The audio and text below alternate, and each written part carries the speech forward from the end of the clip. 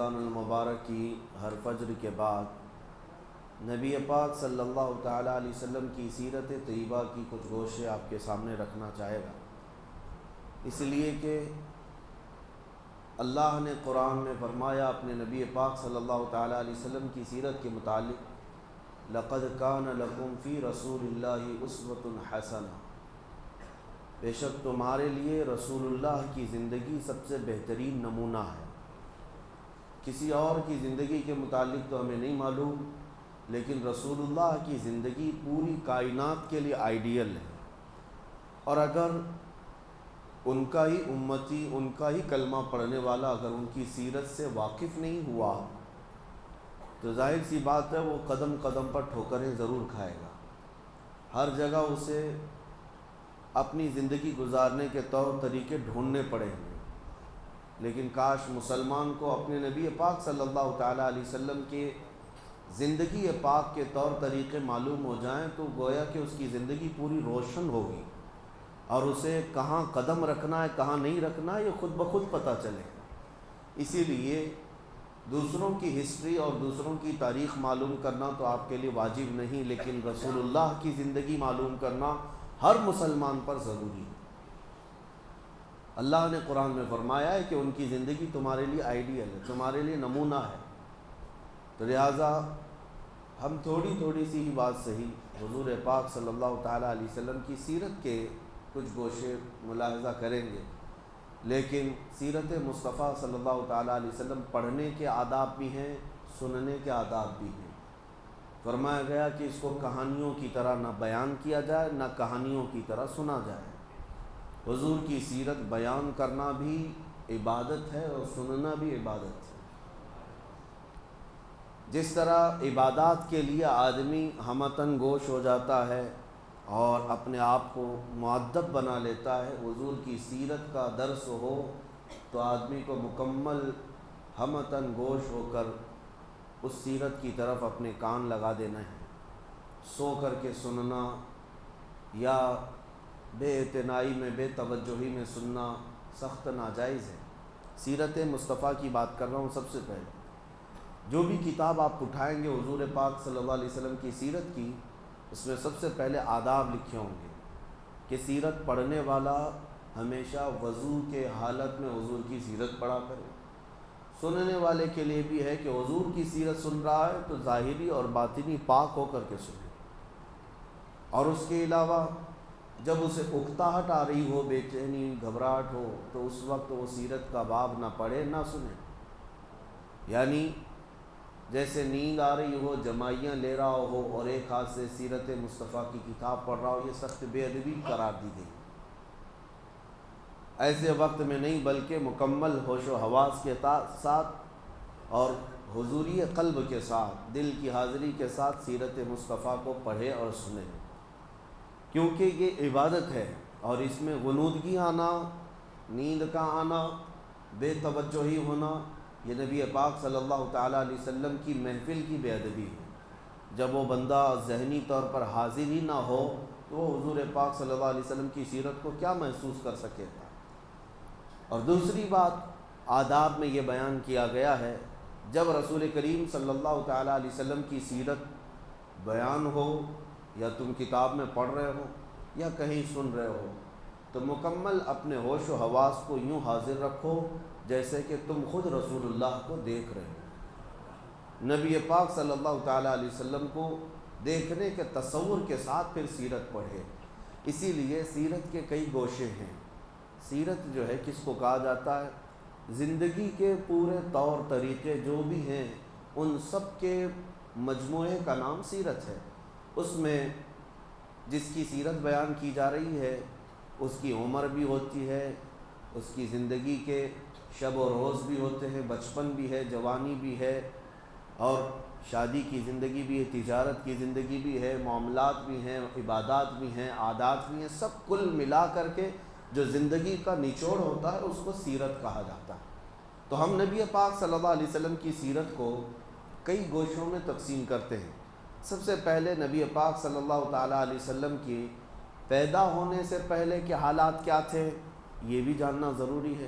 کس علاقے میں آپ کی پیدائش ہوئی یہ بھی جاننا ضروری ہے، اس کا لوکیشن کس لیے چنا گیا یہ بھی جاننا ضروری ہے، کیونکہ نبی پاک صلی اللہ تعالیٰ علیہ وسلم رحمت للعالمین بن کر آ رہے ہیں پوری کائنات کے لیے، تو آپ کو کہاں پیدا کیا گیا، کس زمین پر آپ کو مبعوث کیا گیا، اور وہاں کے حالات کیا تھے، سیاسی حالات کیا تھے، اخلاقی حالات کیا تھے، یہ سب پہلے سے ذہن میں رہنا بہت ضروری ہے، کیونکہ اس کے بعد ان کے کاموں پر آپ کو احساس ہوگا کہ نبی پاک صلی اللہ علیہ وسلم ایسے علاقے میں پیدا ہوئے، ایسے حالات میں پیدا ہوئے، تو آپ نے کیا کیا ان حالات کا مقابلہ کرنے کے لیے تجاویز اختیار فرمائی، یہ آپ کو اچھے طریقے سے احساس ہو سکے گا۔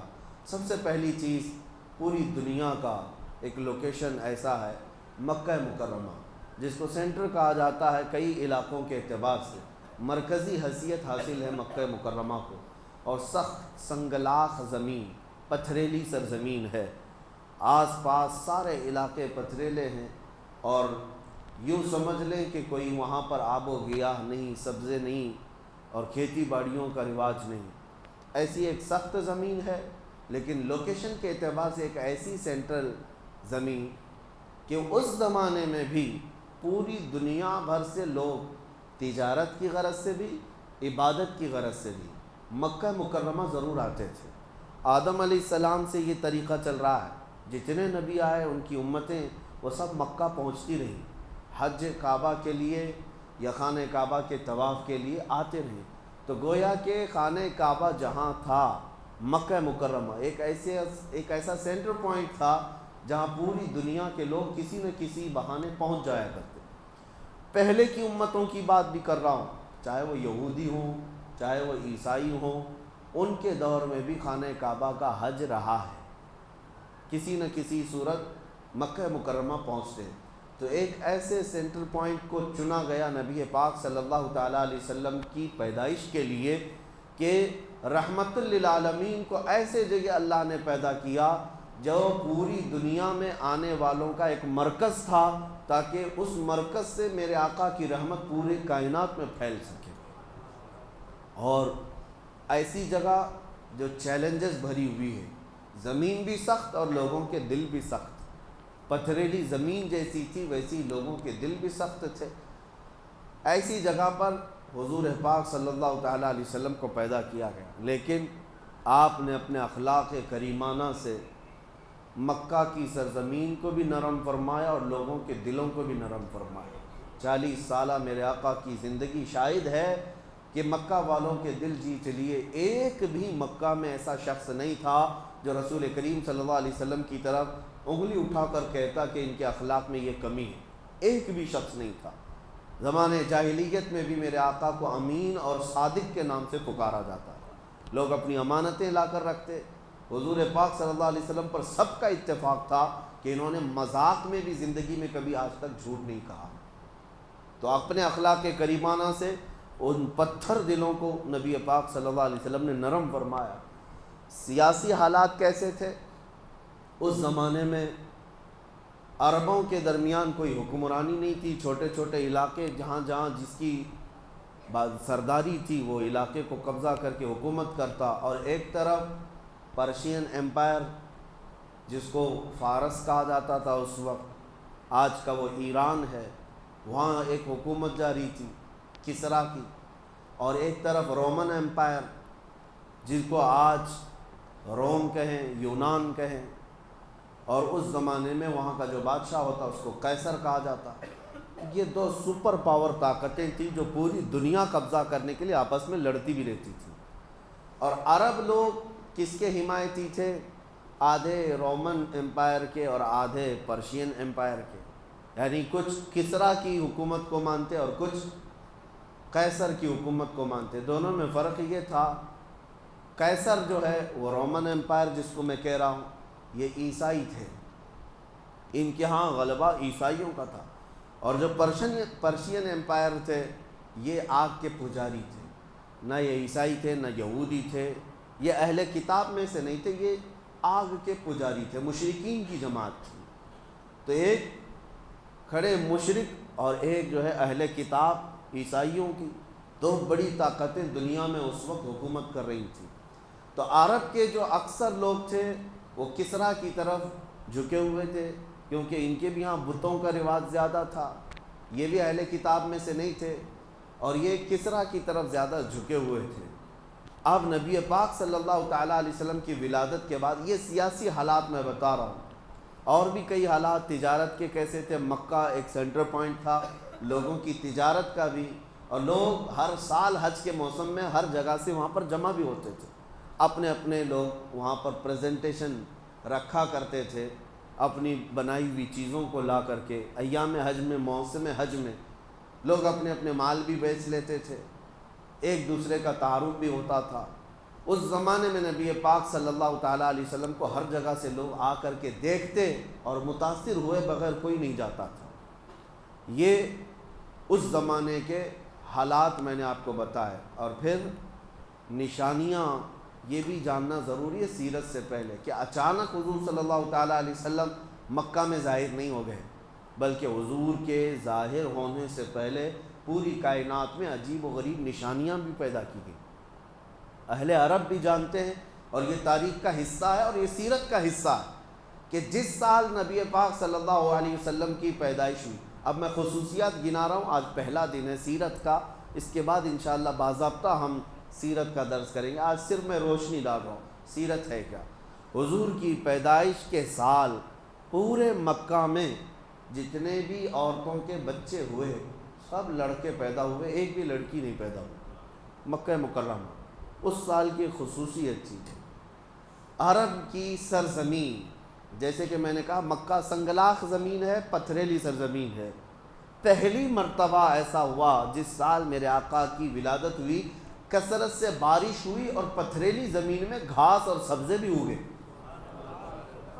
اس سرزمین پر سبزوں کا اگ جانا یہ معمولی بات نہیں، وہ ایسی ہی ہے جیسے کسی کی ہتھیلی میں کوئی پودا نکل آنا۔ ہتھیلی میں پودا نکلنے کے برابر عربوں کے لیے بہت ہی حیرت کی بات تھی کہ عرب کی سرزمین پر سبزے اگ گئے۔ مکہ مکرمہ میں بارش بھی ہوئی، سبزہ بھی اگا۔ یہ حضور پاک صلی اللہ علیہ وسلم کی ولادت کا سال، یہی وہ سال ہے جب ابرہہ بادشاہ ہاتھیوں کی فوج لے کر کے خانہ کعبہ ڈھانے آیا تھا، ختم کرنے آیا تھا۔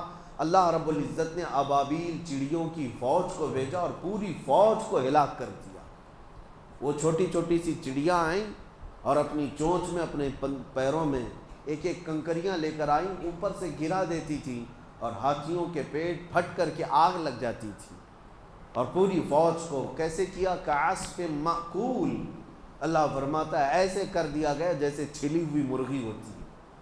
پوری فوج جو ہلاک ہوئی، عام الفیل اس کو کہا گیا۔ یہ حضور پاک کی ولادت کا ہی سال تھا۔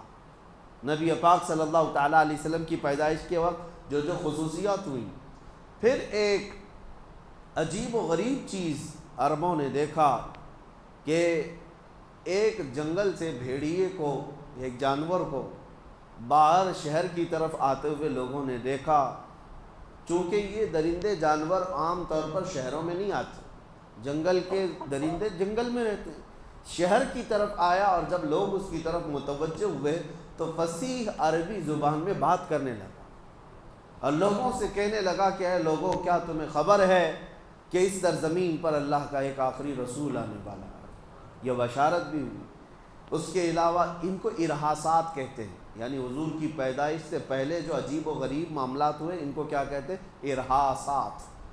حضور کی زندگی میں جو چیزیں ہوئی ہیں وہ معجزات ہیں۔ حضور نے اپنی انگلی سے چاند کے ٹکڑے کیے، کیا ہے؟ معجزہ ہے۔ اور حضور کی پیدائش سے پہلے جو عجیب و غریب حالات پیش آ رہے تھے ان کو ارحاس کہتے ہیں، ارحاس۔ تو اور اس کے علاوہ ایران میں، ملک فارس میں 2 ندیاں ہیں، بحیرہ ساوا اور ایک سماوا۔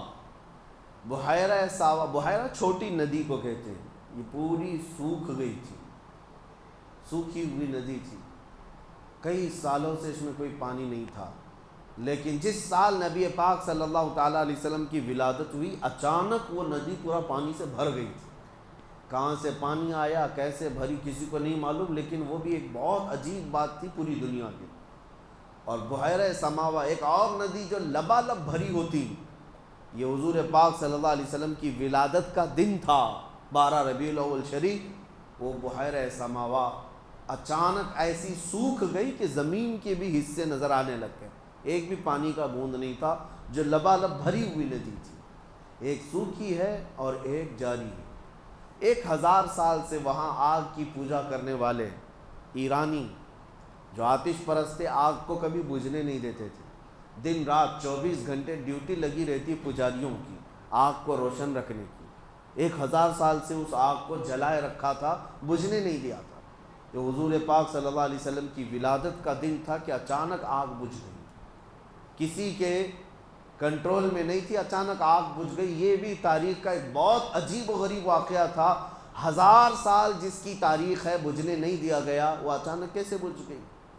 اور اس کے علاوہ کسریٰ بادشاہ کے محل میں اچانک دراڑ پیدا ہو گئی، جو محل کبھی ہلانے سے ہل نہیں سکتا تھا، ان کا چیلنج تھا، وہ حضور کی ولادت کے دن دیوار شک ہو گئی، زلزلہ آیا۔ یہ پوری کائنات میں جو عجیب و غریب حالات پیش آئے، لوگ حیرت میں تھے کہ کچھ تو ہو رہا ہے۔ آج جیسے لوگ یہ کہتے ہیں گلوبل وارمنگ یا انوائرمنٹ کی چینجنگ، یہ جو اچانک موسم بدل رہے ہیں، اس پر لوگ آج تعجب میں ہیں، جبکہ لوگوں کو ابھی پتہ نہیں چل رہا ہے، لوگ کہاں سمجھ رہے ہیں کہ یعنی موسم بدل رہا ہے۔ دھیرے دھیرے احساس کسی کو ہوتا ہے کہ تھوڑی سی گرمی زیادہ ہو گئی، لیکن اس زمانے میں اچانک پورے حالات کا چینج ہونا یہ معمولی بات نہیں۔ کئی ایسی چیزیں جو اچانک بدلی، تو ان حالات کو دیکھ کر کے جوتیشوں سے، نجومیوں سے بادشاہوں نے بلا کر کے پوچھا کہ یہ ہو کیا رہا ہے، یہ سب حالات کیا ہیں؟ تب سارے نجومیوں نے بالاتفاق یہ کہا تھا، جس کو امام زمن رحمۃ اللہ علیہ نے اپنے اشعار میں بیان کیا ہے، آئی نئی حکومت سکہ نیا چلے گا، آئی نئی حکومت سکہ نیا چلے گا، عالم میں رنگ بدلا صبح شب ولادت۔ حضور پاک صلی اللہ تعالیٰ علیہ وسلم کی ولادت کی خبر اس وقت کے نجومیوں نے اپنے حساب سے دے دیا تھا، جو ستارہ دیکھ کر کے خبریں دیتے تھے، انہوں نے پہچان لیا کہ یہ جو انقلاب آ رہا ہے یہ معمولی چیز نہیں ہے، ایک ایسا بچہ پیدا ہو رہا ہے جو تمہاری سلطنتوں کے زوال کا سبب ہوگا، اور اس کا پیغام پوری دنیا میں پہنچے گا اور پھیلے گا۔